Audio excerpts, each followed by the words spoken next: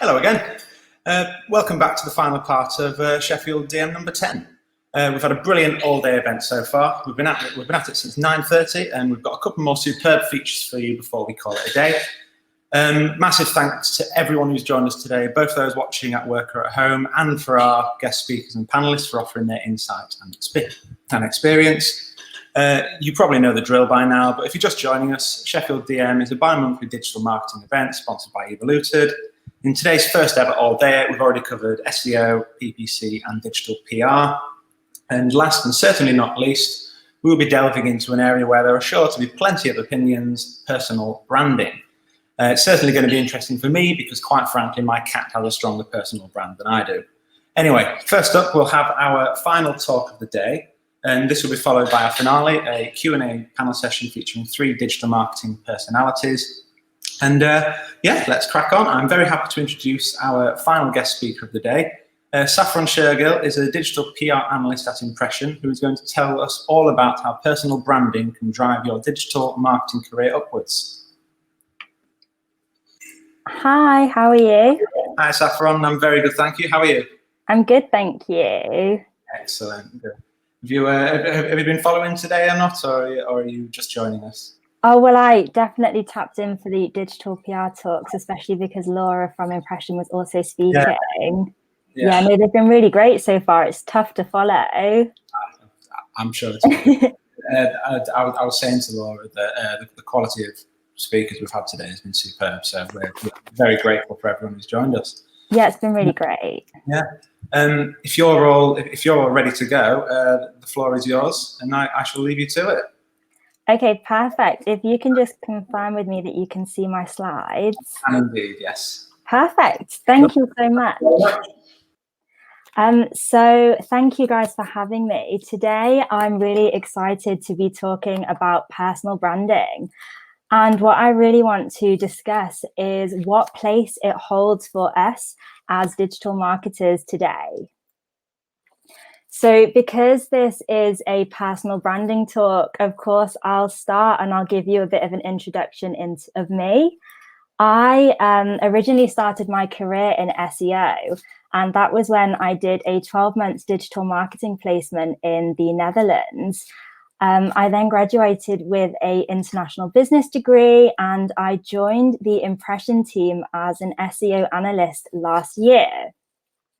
I worked in the SEO team for about 6 months, and during that time, I really realized that my interests lie in digital PR. So I moved across with the support of the team to the digital PR team, and that's where I currently sit. So as someone who is relatively still newer to the digital marketing world, and I do wonder how long I'll be able to keep calling myself someone who's newer, personal branding is something that I've become really aware of. It's something that I think is so important for us to help us drive our careers. It's a term which some people don't like, some people are scared of it, some people think that it isn't relevant to us. But what I want to do in this talk is to really discuss why it can be a useful tool for us to really help us to drive our careers, and give some examples of how we can use it in a way that works for everybody. I want to discuss why you really need the support of your colleagues to help you engage in personal branding, and why it is absolutely categorically not showing off.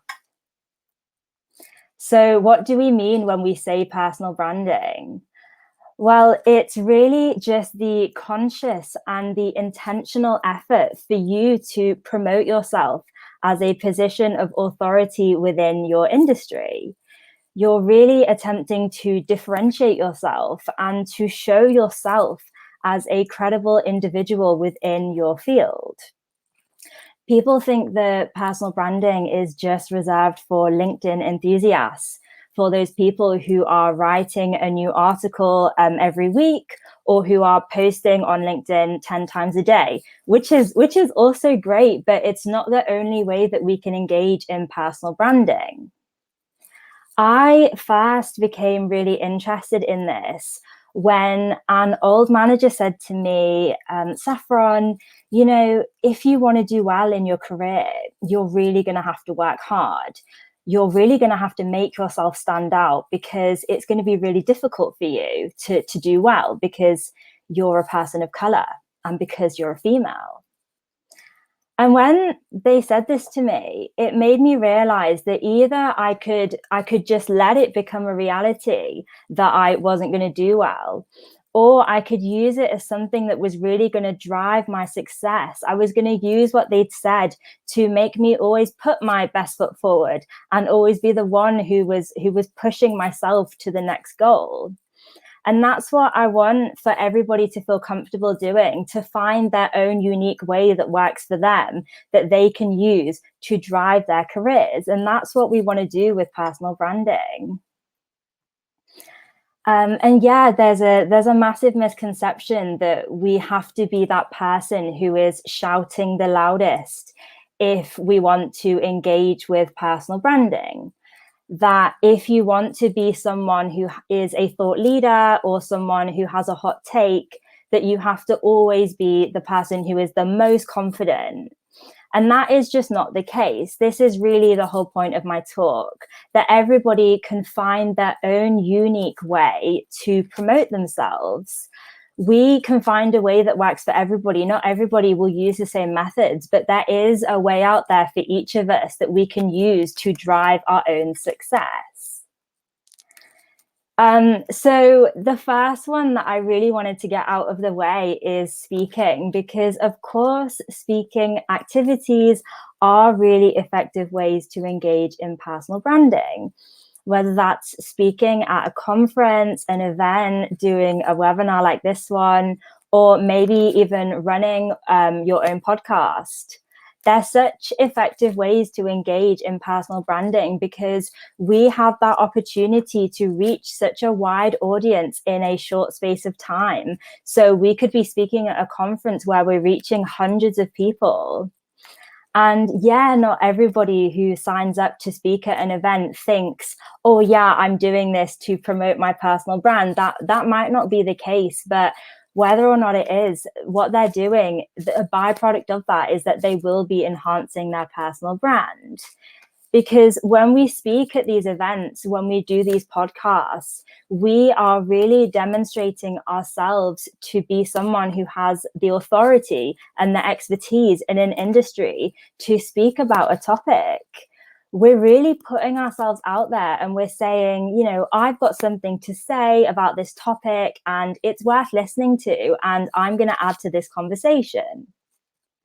So speaking at events, doing webinars, it's a really effective way to engage in personal branding, because you have the time to think out what you're going to say. You can fine tune your speech, and you can really inject your personality into it as well. You can create something that's going to make you stand out from the crowd. But speaking at events can be so nerve-wracking, and it's not something which everybody feels comfortable doing. When we're speaking at events, we can often face imposter syndrome. And this is actually a topic which comes up so frequently in our industry. I personally hadn't even heard of imposter syndrome before I joined Impression. It's basically the concept that we feel like everybody has more knowledge than we do. We feel like if we speak about something, people are going to think that we look silly, or that we're inferior. Maybe we sound inexperienced. And what I've realized during my time in this industry is that actually everybody feels imposter syndrome. It doesn't matter whether you've been in the industry for 10 years, or whether you just started last week, or whether you just started last year like me. Everybody feels it at some point, even that person who's on stage delivering a talk. And if everybody feels it, then surely that means that it's something that we can't let stand in the way of us striving for success. If everybody feels it, then it's something that we need to acknowledge, and then we need to work on how we can still build our personal brand and still strive for success, even with that feeling. But if we still don't want to get on stage, if we still don't want to speak at a conference, because not everybody does feel comfortable doing that, then what can we do? How can we build our personal brand? Well, natural segue, I have some examples. The first one is to get creative with social media. Social media is such a useful tool for us in our industry to help us build our personal brand. We can use it to network with people in the industry, to share campaigns that we've seen, to share client successes, to share advice and tips that we have. It's so simple because we can invest as much time into it as we want. We can spend 5 minutes a day. We can spend an hour a week. It's completely up to us. And then we can also go one step further and get really creative, like a couple of the examples that I've included here. I wanted to give a shout out to Louise Parker from PropellerNet, because Louise is a really great person to follow in the industry, full stop. She shares her expertise, she shares advice, but she also makes these really great and hilarious TikTok videos where she shares her experiences in the digital PR industry. They are really hilarious. They are so relatable. And from a personal branding perspective, they are really clever, because Louise has tapped into a medium that not a lot of us are using. And her added creativity really makes her stand out. We then have the couple of digital PR examples and inspiration accounts that there are on Twitter right now. These are really clever accounts to create if you're looking to share your expertise in the industry, because you're really demonstrating yourself as someone who has that expertise and has that authority to share resources with the industry. You're someone who knows what are the best campaigns, and you can kind of decipher that. The digital PR examples, which is run by Carrie Rose, would have to be my favorite. And for the last few months, it's been a holy grail for me to look at to see great campaigns in the industry. So if you don't follow them right now, then I would really recommend to do so. So social media is a really great way to engage in personal branding, because of course we can choose how much time we want to invest. And if you are someone who's looking to invest more time into your personal branding, and it's something that you're really passionate about, then newsletters can be a really great way to go. Because with newsletters, we are able to demonstrate again ourselves as someone who can provide a great resource for people in our industry. We are sharing any advice, any tips, any great campaigns that we've seen, and we are really positioning ourselves as an expert. Newsletters kind of come and go in popularity, but right now for personal branding, for agencies, they are really popular in terms of providing that great resource to your readers. My personal favorite is from Abby Bennett, and I just find it a really fantastic newsletter to receive, because she is able to also inject her personality into that, as well as giving all of those great tips too. For me, newsletters, it really depends whether they're the right activity for you as to how much time you're looking to put into it. Because of course, once we start that newsletter, we are then tied into providing that for our subscribers every week or every month. So perhaps if you're not looking to put as much time into it, then something else might be more suitable. For example, articles. You can't do a personal branding talk and not mention articles, because it's such a great way for us to share our expertise and our thoughts in the industry. We can create a piece of evergreen content, and we really have that time slightly differently to speaking, where we can really hone what we want to say and really fine tune it, get it checked before we publish it. And there's so many different ways that we can approach article writing. My colleague James Webster has been doing a 5-part series recently for the Impression blog. And I think that that's a really interesting approach because it allows you to engage with sharing your thoughts, but more than just that one-off article. So before I really round things off, I've given you some examples of activities, but what I really want to discuss is the importance of rising up your colleagues who are attempting to engage in personal branding.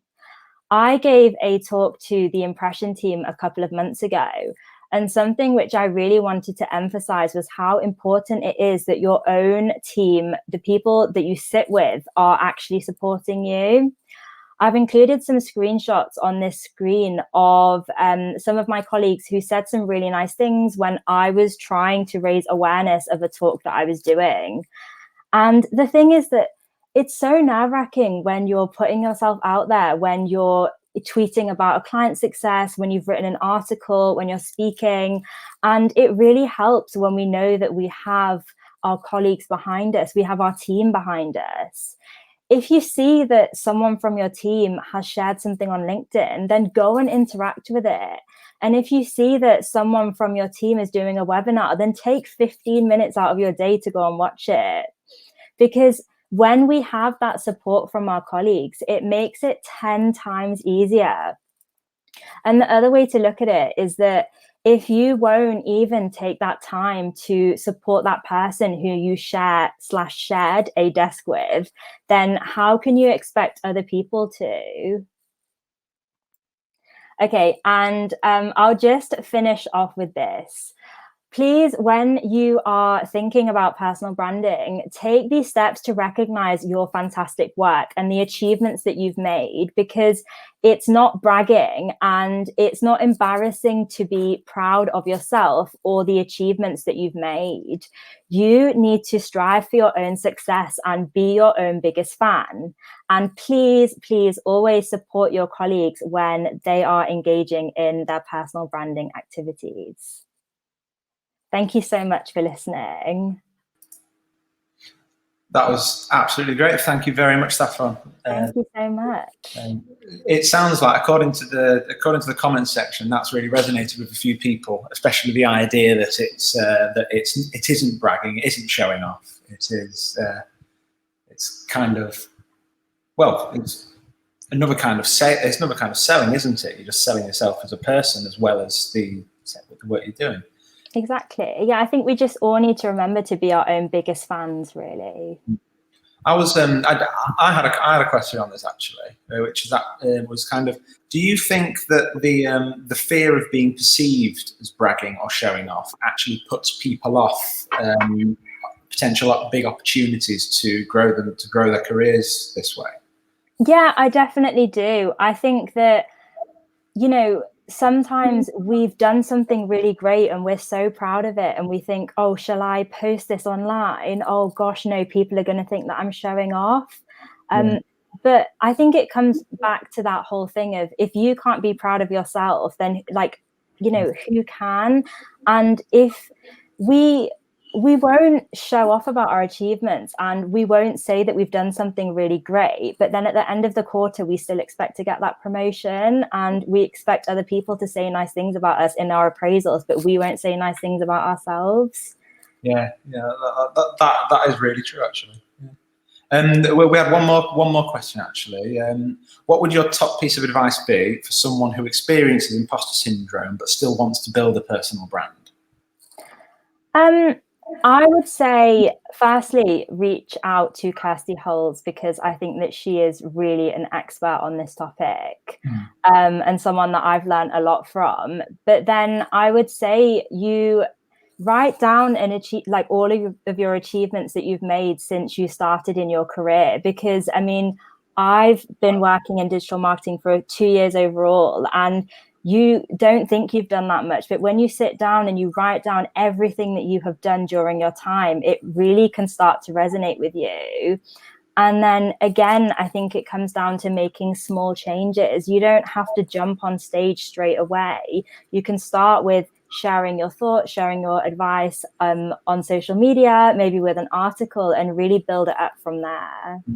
It's a lot like it is a lot like public speaking, really. The first time you do it, it feels like this crazy, like high pressure situation that you've got yourself into. But then as soon as you've done it a couple of times, you realise it's not so bad. And then you start enjoying it, and then you start having fun with it, and that actually makes you better at it as well. Exactly, yeah. All right, fab. Well, thank you so much for joining us and sharing your experience and knowledge with us. Thank you for having me. You are welcome. It's we definitely hope to see you again at another Sheffield DM in the future. Thank you. Thank you very much. Take care. Bye. Cheers. Bye. Right then, it's time for the grand finale. We're going to be closing today's event with a great Q&A discussion panel where our special guest will be discussing the development of personal brands within marketing. So with that, I'm very happy to introduce our panelists. First, we have Aleda Solis, International SEO Consultant and EU Search Personality 2018. We also have Ash Young, a Sheffield business owner and Managing Director at Evoluted. And last but not least, we are joined by Jontai Delane, founder of the Digital Branding Institute and Chief Strategist at Digital Delane. How are we all doing? Doing well. How about yourself? Not too bad, not too bad. Thank you all very, very much for joining us. I hope you've, if you've been watching along today, I hope you've enjoyed it. I'm really excited about this one. So yeah, if you're all happy to, if you're all happy to sort of go around the circle once, starting with Aleda, just kind of introduce yourself, what you do, and why you're here, basically. I'm an international SEO consultant, and I run my own SEO consultancy that is Orainti. I have been doing SEO since 2007, and what I do for a living is to usually give SEO consultancy for big brands from all over the world. I have been working remotely since 2013 already, 2012. 13. So yes, I tend to speak a lot at conferences, now online conferences. I have a newsletter, I have a YouTube channel too, and I like to share a lot on social media. So I guess that is why you invited me, right? Because I am very active from a professional brand and personal brand perspective out there, rather than relying on an agency type of branding. Cool. And Ash? Yeah, so I run Evoluted in Sheffield. We're a digital agency that does web design, development, and all forms of digital marketing. I also obviously help run Sheffield from the background. Obviously, Tom does a lot of the heavy lifting, and so does Giorgio. It's been an absolutely awesome day today, and I really enjoyed following along with all the talks from down here. Awesome. Hi, everyone. My name is Jontai Delane. I am located in Los Angeles. As Tom mentioned earlier, I am the chief strategist and founder of Digital Delane, which is a full-service digital agency. We focus on launching digital brands. So anyone looking to launch a new brand, have a go-to-market strategy, and implementation of that strategy, we offer those services. I also am the founder of Digital Branding Institute. And when speaking about personal branding, it's one of the ways I was able to build my credibility in the space by creating a Digital Branding Institute and contributing a bunch of content on that platform. So really looking forward to having conversations about personal branding and digital branding and all things in between. I'm guessing it's quite early in the morning for you then. It is. It's about 6. It's almost 7 a.m. So I have my tea here. So excellent. Yeah, well, I'm ready. Thank you very much for getting up nice and early and joining us. And thank you, everyone else, for joining us as well. The format of this is basically going to be, we've got 5 main questions, which are going to delve into your approaches to the personal branding that you do. The idea is I'll ask the question, we'll work around, and then afterwards, if there's any questions you want to ask each other, then Could be a bit of a free-for-all, but who knows? So yeah, that's basically what we're going to do. So the first question is, how did you set about building a brand for yourself? Was it a conscious decision, or did it evolve naturally from somewhere else? And anyone who wants to answer first is welcome to.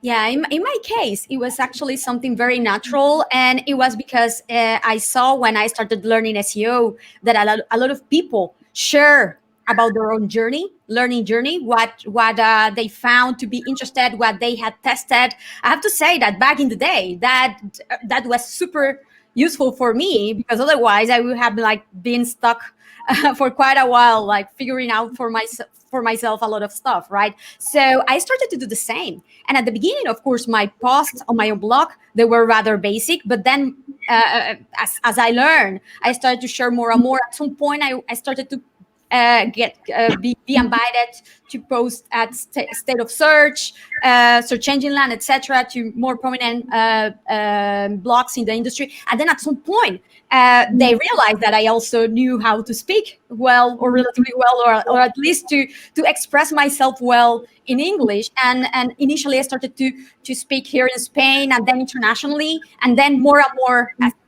organizers saw that I did a good job sharing insights that people will find to be useful. I got invited more and more to speak internationally, etc. Right? So it was very natural in my case. I never, well, at some point, yes, I had concerns about, is it this really worthy, right? Because at that point I was still working for another company as an employee, and I had to write my blog post at night, right? Because that wasn't part of my job, or my day job. But then this proved to be super useful for me when I realized that I wanted to become independent and set my own consultancy. That made completely all of the difference, because when I was ready to start on my own, I already had a few potential clients lined up wanting to hire me, because they already knew me from speaking, from blogging, from tweeting, from having networked with them like that. So yes, it was quite natural. It can really help to have this type of character yourself, and this is part of who I am, right? But I definitely also believe that if you have in mind, or you do have as a goal at some point to develop your career as a solo consultant, or to build your own agency, etc., even if it is not as natural, you probably would like to test it out, to push a little bit yourself, to see how it goes. And if you enjoy it, it's a really win-win, because it's a great way to get clients at some point in a very organic way. Super. And then how about you, Jonte? Well, I started to establish my personal brand because I had a certain goal in mind, and that was to establish credibility in the space, so that offers to speak, offers to collaborate would come naturally. And it's at that point, it was really about, just having that inbound type of marketing based on the personal brand that I've established. And so I started to focus on Twitter as my main platform for establishing my thought leadership. So I would write articles at the Digital Branding Institute, and pretty much blanket the hashtag and all things digital branding. So if anyone was to search that, they would presumptively see any of my content that I created. And so that started to work for me. I started to build my audience, and I started to be invited to other conferences and events. And based on those conferences and events, I was able to create content from, and then put it out on social media. So as people continue to follow me, they're able to see my journey in building my personal brand, and how I'm establishing myself as a thought leader. From that point on, I was, added to different, thought leader lists for content, social, so on and so forth. And that all added to my credibility as well. So, when establishing your digital, your personal brand, you should have a strategy on what you're trying to do, and obviously an end goal. And so I started that process way early in my personal branding journey. So it's interesting you mentioned thought leadership there. Would you say that thought leadership and personal branding are kind of quite closely linked? So I do think so. I think that personal branding, you can be known for something, but your thought leadership actually is really what tips it over to where people are looking for you as a resource and want your voice on your voice and opinion on different things, right? So people look to you versus people knowing you for something, I think is the two differences there. Okay, excellent. And how about you, Ash? So I think I'm coming from a slightly different point of view from the other two guys here, and that is a journey that I've just started on. So I've sort of built up a large successful agency without sort of relying too much on a personal brand. But I wanted to launch a new e-commerce site, and I actually thought it'd be a really cool thing to sort of share the journey as I grow the e-commerce site from nothing to the target's £1 million of turnover in the first year, which thankfully I'm well on the way to go towards. But it was a conscious decision and really to sort of share that journey, and I suppose at the same time develop the brand that goes along with it. I think obviously for us it's going to have a lot of benefits, but from my side of things, it's been really interesting all the questions I'm getting through early on. But more interestingly, there's a lot more people interested on the agency side of things. So I'm getting a lot of questions about how we run the agency, what sort of work the agency does, and how we manage to get the agency to the size it is. But also at the same time getting lots about the new e-commerce site, which is carmats.co.uk. A little bit of a plug, but so from my side, it was very much a conscious decision, but one that I suppose has evolved naturally as the business has grown over the last sort of 10, 15 years. Awesome. Thank you. Thank you all very much. Okay, so might as well move on to question 2 then. So you might have covered some of this in your previous answers, so apologies if you find yourself covering the same ground. But so what's been your approach to actually tailoring your brand and the way you communicate it to audiences, especially across different industries and locales? Jonte, do you want to start there? Sure. So there's a number of ways there, and I guess it starts with the type of content that I create. And so I'm generally creating content around digital branding and building or launching a brand in the digital space. And so if I create a main piece of content, then I would tailor that content to a specific industry and even occupation. And so the principle that I'm laying out all starts with digital branding, and then everything else is layered upon that. So digital branding for the medical industry, the real estate industry, any professional services, entertainment, SaaS companies, things like that. So there's always different approaches and nuances to digital branding when you focus on specific industries. So that's how I'm able to really niche down and create content and a brand around digital branding that has to do with that specific niche or vertical. Awesome. And then Aleida? Yes, in general, well, my audience tends to be other digital marketers in general, but I have been also invited, and I have to say that what you really want as an outcome are potentially more clients, potentially it's better that you put your efforts on blogging, creating content, and speaking towards other type of professions or industries that will be the ones hiring the SEOs. Although a balance between both, I will say, is rather healthy to have. So, for example, I have been invited to speak at conferences that are focused on the education sector, or the travel sector, or e-commerce sector, WordPress, the platform or community, right? So it's important to differentiate and to be able to understand that in those cases, you cannot, the type of level of technicalities and sophistication very likely won't necessarily be the same. And what it is always important, of course, is that the examples and the use cases and the tips are actually relevant and actionable for your audience. So, of course, if I speak at the WordPress conference, all the examples and the use cases and then the tips, the actionable tips that I will provide will tend to be on websites and configurations and functionalities that you can find in WordPress and so on. So it's important to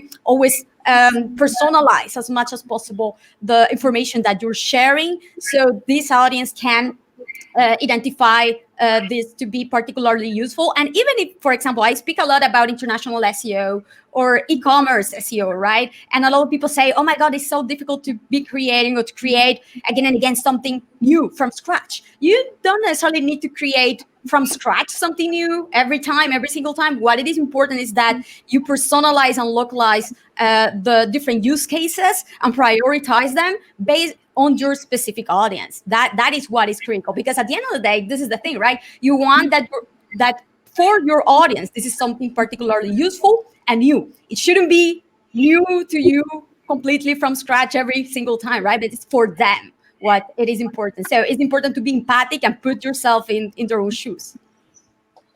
Fantastic. And how about you, Ash? All right, so for me, I suppose I'm focusing my personal brand in sort of three areas. So one area is a little bit like later, it's people in the industry, it's SEOs, it's digital marketers, and very much that's people who are out there on the ground doing the job every day, and they're interested in obviously sort of some of the tips and tricks that I'm using with the e-commerce site to bring in sales, bring in traffic. But then I've got a whole separate side of things, which is sort of people that want to do something similar. So new startups that are keen to get a new business off the ground, want to go out there and do something for themselves. They're also very interested in the same journey. So I don't really need to tailor it that much. It's just hitting multiple groups at the same time with the messaging and what I'm trying to do. But then there's sort of a final area, which is do you have to tailor the message a little bit to, which is, I suppose, more established businesses that will be very much interested in Evolutive services and what we do here at the agency. So for those people, it's a little bit less about the hustle and the individual tips and tricks. It's more about the strategy and the long-term goals and how you're proving the sort of ROI of what you're doing, so they can relate that back to their business and go, actually, yeah, that's a great idea. We should hire these guys. They know what they're doing. Great, brilliant. Okay. The third question we have then is, if you already have an established company brand, are there benefits to distinguishing your personal brand separately from your business brand? So are the benefits of that, or are the downsides as well? Anyone who wants to go first is welcome.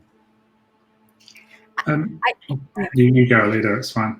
I think that it is, because even, let's imagine, right? I have my SEO consultancy, and then I have a side project. Well, since a few years ago, 2015, I have a Remoters. That is my remote working resource website that I launched to provide a free job board, remote work tools, how-tos, resources in general, right? And it has been quite useful for me. For example, I imagine what I will be doing if I had put all the effort on building like the typical agency, and then what will be known of me is like I am the manager or owner of Orainti, and everything is Orainti, my consultancy brand, but nothing about me. But by developing my own personal brand, I think that since a few years ago, people know that I am Aleida Solis, I do SEO, but I also have this part-time project that have served me to do a lot of tests in SEO, also be able to show data, which in SEO sometimes is difficult to do because it's my own project. And then on the other hand, also because I believe in this and I'm passionate about remote work, and it serves remoters as a brand because they know that there's someone behind not only preaching about remote, but who actually eats its own dog food, right? Like who has been remote and successful for a while, and whose living doesn't depend on selling remote courses online or something like that, but actually do an actual additional profession remotely, right? So it provides another level of authenticity and validation of what you're doing, and provides you much more flexibility and how you can work in different type of projects, not only in a single one. So at least for me, it has worked pretty well on allowing me to maximize the opportunities, not only with my own SEO consultancy, but with my part-time project too. I guess in that way, a personal brand becomes quite similar to actually an established business brand. Because if you trust a company's services doing banking, for example, you might be more likely to trust their services doing car insurance or whatever. So I guess they are quite closely related there, aren't they? Well, imagine, for example, well, it's another level of example, but Elon Musk, right? He has Tesla, he has SpaceX, and well, we all know that he's not the one like building the ships himself directly, right? Or the principal engineer doing all of the work. But you do believe in his capacity and that he's a genius, etc., and he has a vision and he's passionate, and so you know that it's not because the stock goes down for a few months that he's going to sell all of the shares and the business is going to be a big mistake for you to invest, for example, or to buy the car because it's going downhill. This type of thing. You know that the person that leads the organization is someone who's actually passionate and he will lift his skin in the game to make it happen, right? So I think that it adds a layer of authenticity and validation and leadership and connection with whatever is being developed. The same happened with Steve Jobs with Apple, right? So it tends to add this additional level of trust to brands, I would say. Yeah, Steve Jobs' personality definitely made you more receptive of Apple's new products than if it was just someone random. If you like Steve Jobs, you're more likely to think, "Oh, I might have a look at that." Yeah. How about you, Ash?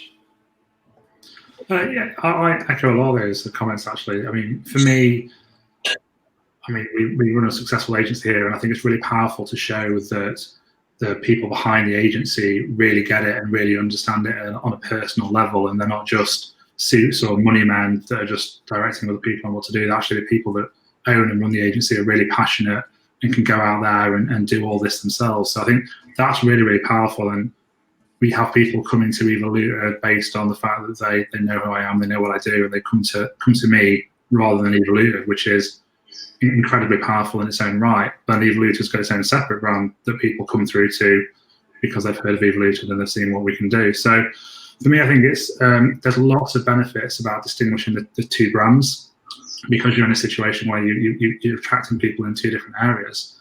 There could be definitely some very big downsides though. So I can imagine working in some companies where the personal brand that you might want to build based on your personality could be very much at odds with the company you work for. Especially, it's very easy to understand this if you work for a big corporate bank or something like that.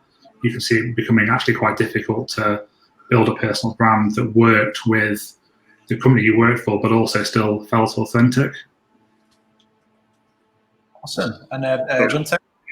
Yeah, I think to basically piggyback on what they both said, I think ultimately people do business with people they know, like, and trust. And so part of the benefit in this situation is really understanding the vision and passion of the CEO or CMO or any of the leaders in the company. And I think that people buy into that, right? People, especially if you are a new brand, more than likely that new brand is going to be attached with some type of personal brand, and that could be of any leader in the company. And that's important because nowadays people are more skeptical.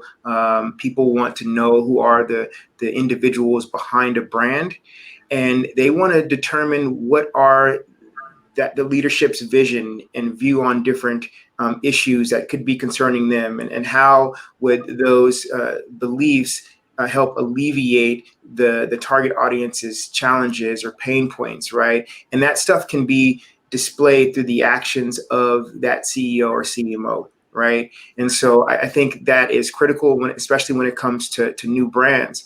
And then ultimately, what Ash is mentioning is that it could be a detriment, and I think that's specific to different industries. So, like, obviously the financial industry, so on and so forth.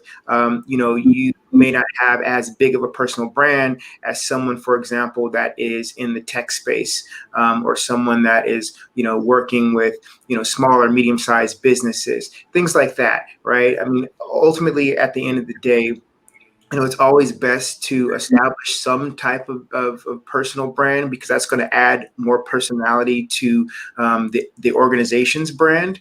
And so those are some things that should be considered. So if you're weighing whether you need to have a personal brand and if it's going to benefit your business, I would side on the notion that yes, it would, but it also depends upon the industry that you're in. So you must consider those things.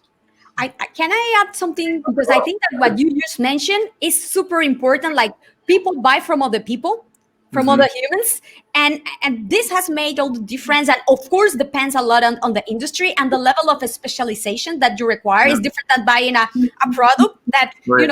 it will be the same for everybody, rather than a service that is highly specialized. So, for example, the type of clients that come to me, they literally come to me because sometimes they have had experiences that are not necessarily that possible from big brands, because they went to big agencies, because of course they had the big agency appeal, but then they realized that on the day-to-day basis, they were being taken care of with account managers or junior SEOs who actually were not, they were good, but they were not as specialized or as experienced in these particular scenarios that they had, and they needed like highly specialized experience type of help and advice from an SEO who had actually done this for years, and they came to me as a consequence. So that is why, instead of building, in my case, a typical agency, I have built a highly specialized boutique consultancy that is me with a couple of other people. But my clients know that they will be talking with me all the time rather than other people, because they are buying from me and they have trust me. So I think that, of course, it depends on the approach and how you want to scale. In my case, I haven't scaled in size, but rather in the size of complexity of projects rather than in volume, right?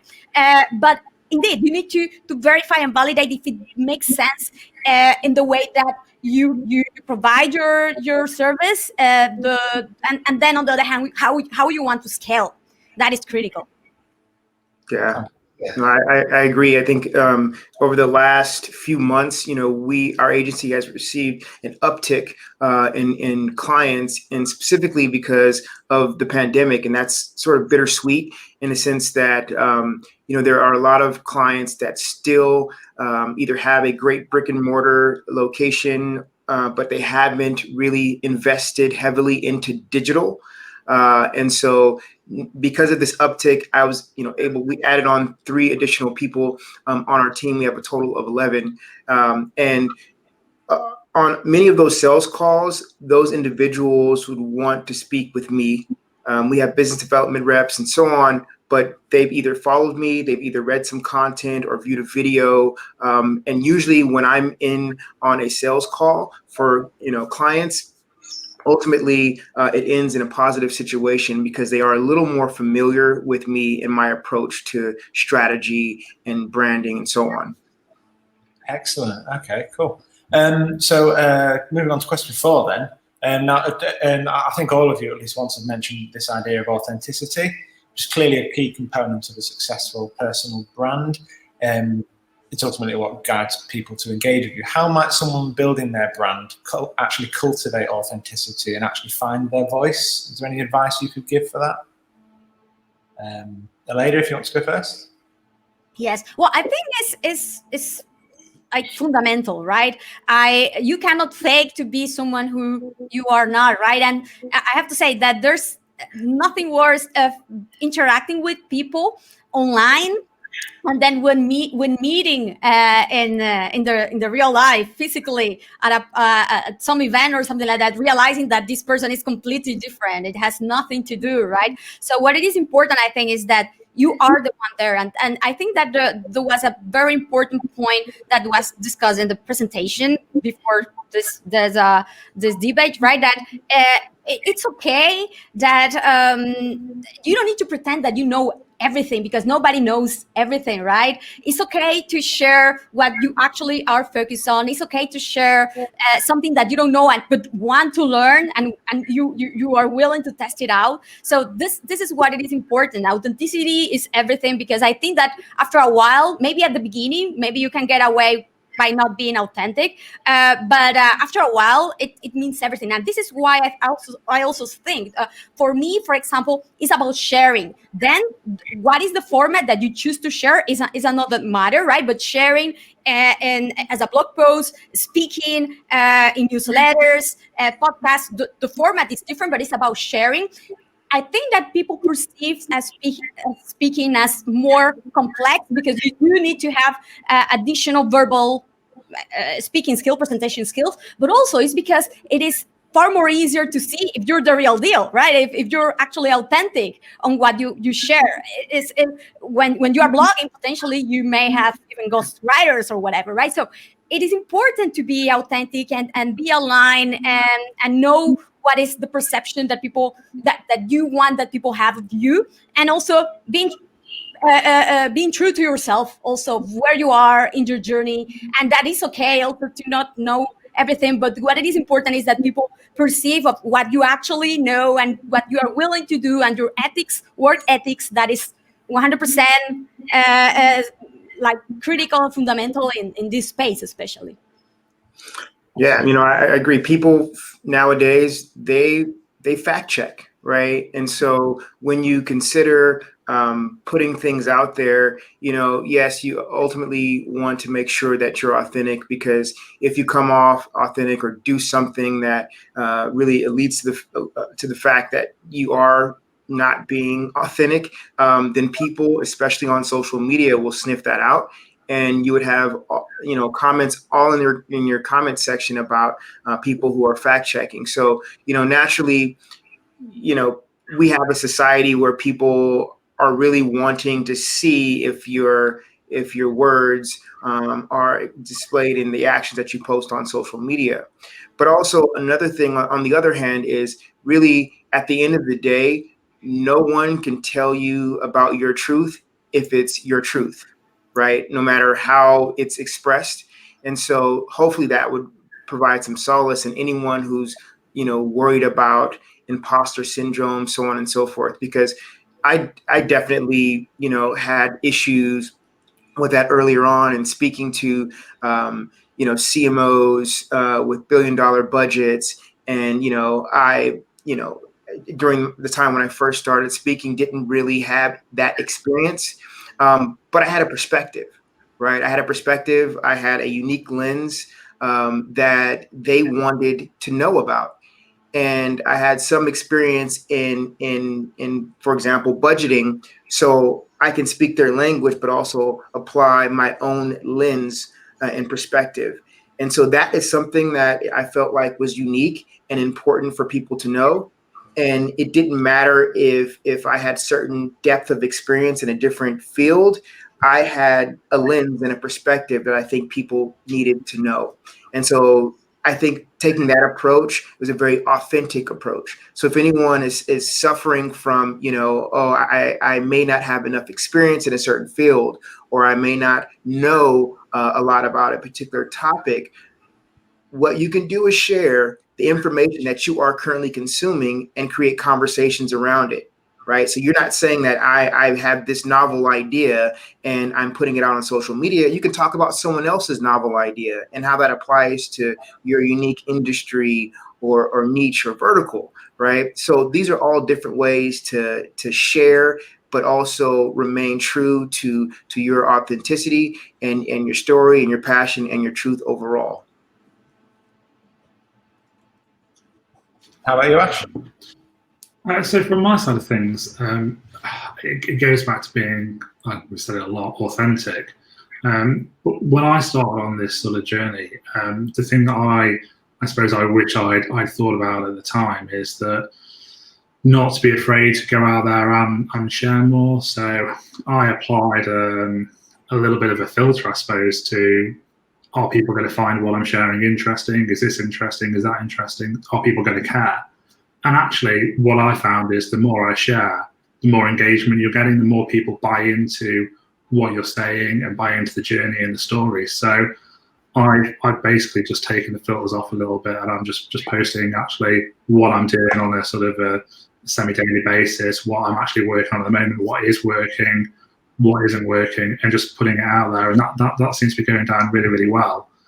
Without having that sort of filter. So it goes back to being, I suppose, more authentic about what's actually happening, what's actually real and happening right now.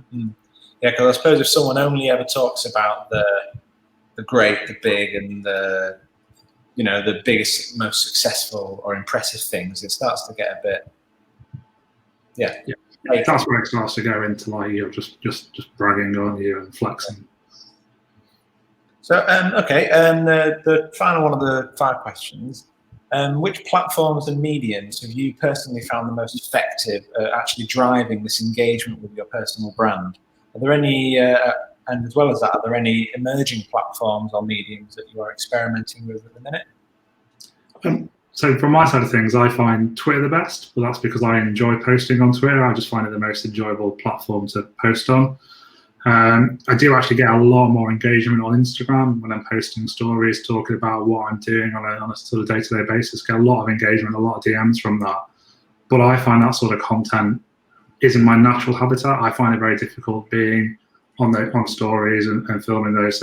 I don't quite enjoy that quite as much. It's something I'm getting into more, but certainly I get a lot of engagement on Twitter. LinkedIn, obviously, for the businesses that we want to reach through the leader, is absolutely brilliant. And I don't really enjoy the LinkedIn algorithm, so I struggle with that a great deal. So some things I post and I think they're going to be brilliant on LinkedIn just absolutely die a death and no one's interested. Other things I post, I don't expect them to do very well, and they're absolutely massive. So I see the value in LinkedIn. I just struggle with actually what resonates with people, and I think you're a little bit at the mercy of the algorithm over on LinkedIn.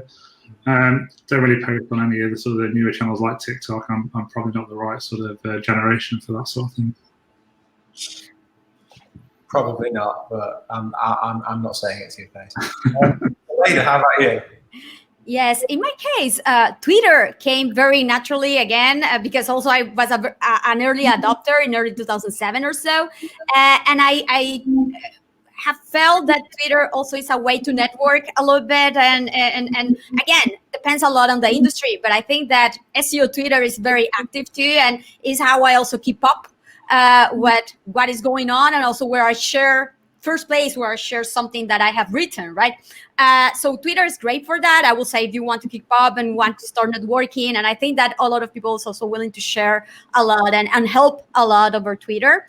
But I have to say though, if what you want is amplification, maybe it's not necessarily the best way to amplify a lot of your content. If you want a little bit more targeted amplification, potentially is better to start a newsletter. I started to revamp my newsletter and to push forward with my newsletter much more at the start of the year, and grew it to be almost 6,000 subscribers now. And it's funny to see how, for example, I tweet something, and yes, it gets engagement. A few of them go a little bit more viral, more engaging, more retweets. But with the newsletter, it's much more targeted, right? Like like half of the people who will read the newsletter, that they are subscribed to the newsletter will read it, and then there's a high engagement of everything that I share there. So what I do is, like, if I really want to push something, I will publish a post or a video or something right before I publish the newsletter, because I want to include it in the newsletter that I send every Sunday, for example, to get a lot of engagement and have that moment with the newsletter. And then on the other hand, I think that also what is there's a lot of trend going on right now is YouTube. You run series, you run webinars, how-tos. I started with the how-tos in Crawling Mondays, then I switched a little bit more on interviews. Now also to take the opportunity that everybody was stuck at home too.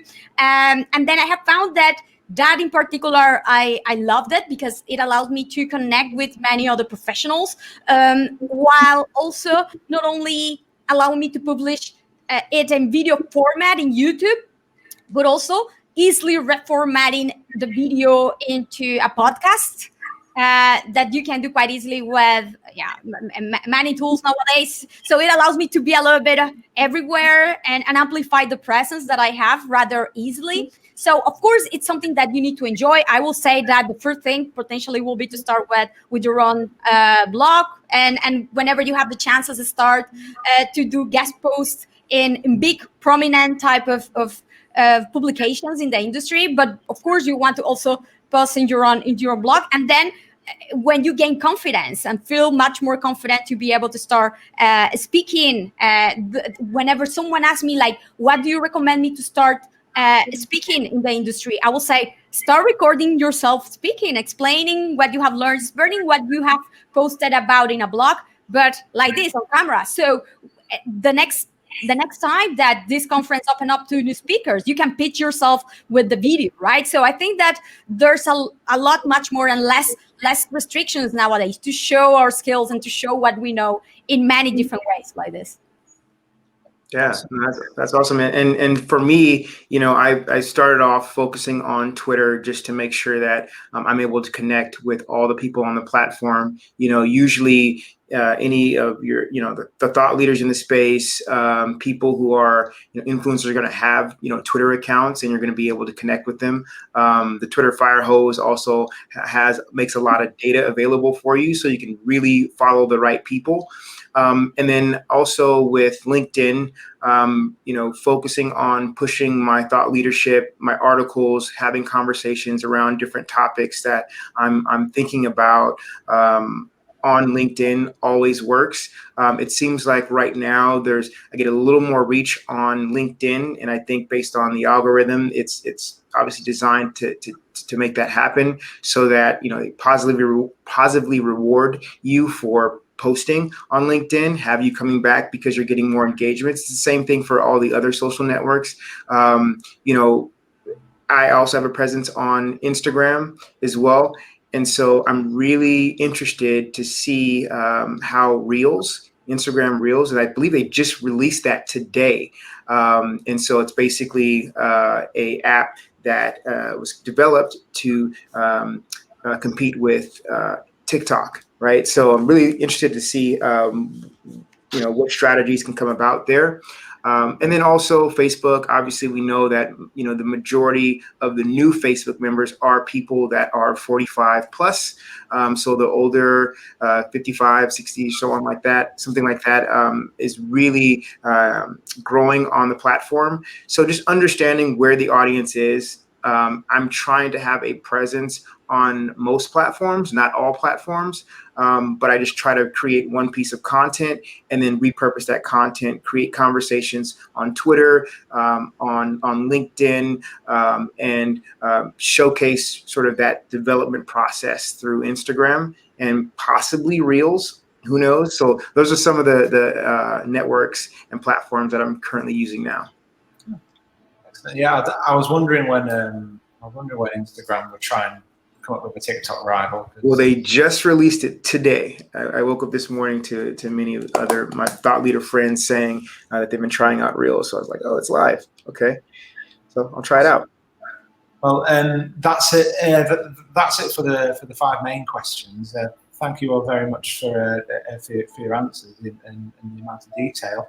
I kind of have before we call it a day, I kind of have one more quick fire question for you, which no one knows what I'm going to ask. I was going to go with what would your theme tune be, but I thought that would be a bit harsh. So, but my question is, who is your personal branding idol? And by that I mean, who do you think has the best personal brand, whether living or dead? Doesn't matter what industry. This can be someone you either aspire to have a brand like, or someone that you just think absolutely nails the personal branding. I'm going to go straight in with Elon Musk. I mean, Elena mentioned him earlier. I mean, he makes really cool cars and he flies rockets to space and wants to go to the moon. What's better than that? You can sell a lot of cars by going to the moon, can't you? And they're completely unrelated businesses. I mean, it's just ideal.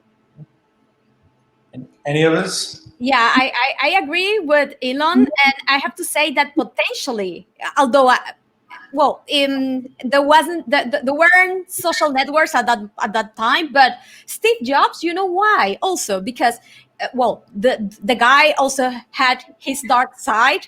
However, we realized much more about his darker side once he died.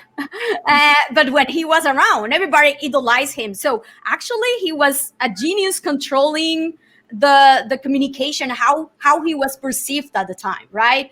And everybody at the time loved him, adored him, and never thought of him and having this type of controlling type of not necessarily nice all the time type of personality, right? And that on one hand, and then of course Elon Musk. I think even if sometimes he goes a little bit off in Twitter, right? Besides that, I think that he has this type of a little bit tactics of creating buzz, a little bit like Donald Trump, without all the negativity, of course, of Donald Trump, but trying to, to pinch a little bit to see what happens. He gets away with it at the end of the day, right? So I will say also Elon Musk has done a really, really good job on that side. Yeah, it's funny. Elon Musk was on top of my list, but I guess I'll pick someone a little different, maybe outside of the box, so to speak. I think I would say Will Smith. I think Will Smith has a pretty good personal brand, in particular his social media content. How he brings people into his life now. It's obvious change, right? It wasn't like that beforehand, but he had a brand name, certainly. But I like the content that he creates. I like the message, and I like the level of vulnerability for someone at that stature. So I take some cues from his playbook, along with others like Elon Musk and so on. Brilliant. Okay, well, that's about all I have really. Unless anyone has any questions for each other, I think that's a wrap on that. So thank you all so much for joining us. This has been absolutely fascinating. I've had great fun with it. Thank you all for joining us, and it'd be nice to see you again at another Sheffield DM at some point in the future, hopefully. Yeah. I just want to say, Thank you very much. A great day hosting. Tom did an absolutely awesome job hosting all the talks and panels today. Great job. Thanks for joining us, guys. Oh, you flatter me. Right. Awesome. Okay, so that is, as I said, just about a wrap for Sheffield DM number 10. There's a couple of bits that we'll just say before going. We'd like to know what you think. Obviously, this is the first time we've done a full day conference style event. So give us a follow at Sheffield DM on Twitter, or subscribe to the mailing list on sheffielddm.co.uk, so you can let us know what you think. But you can also subscribe to the mailing list to stay in the loop for upcoming Sheffield DM events. And you would also be able to access some of the slides from some of the presentations we've seen. And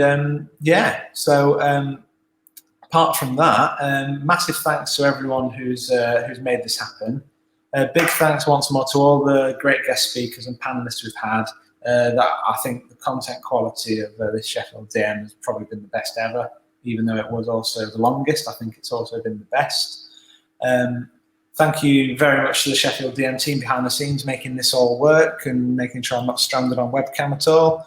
Thank you to the Wi-Fi here for not bugging out at all on us. And finally, thank you all very much for joining us, and we will see you next time.